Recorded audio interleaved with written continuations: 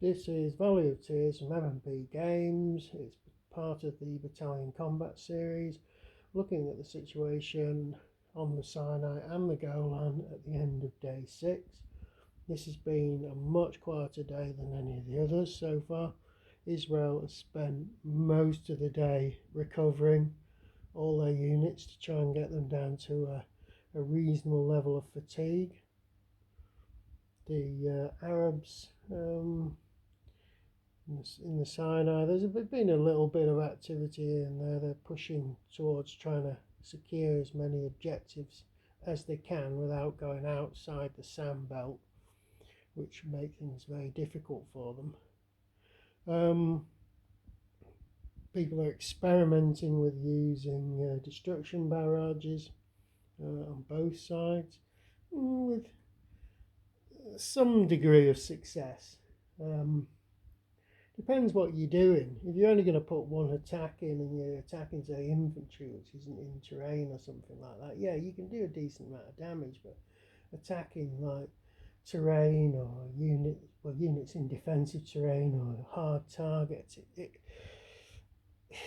doesn't quite work, and it can result in the associated assault going wrong as well, costing you casualties. So it's an interesting idea, but I don't think it's necessarily a goer for an offensive tactic. It's worked best for the Syrians,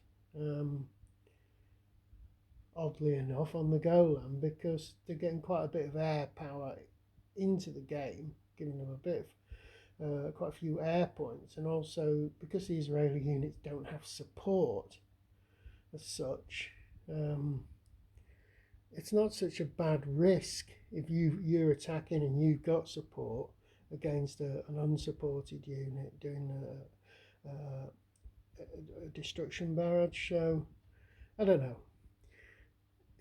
Both sides are looking at whether it's feasible or not to do a lot more of these, or just stick to doing normal air and artillery support for assaults.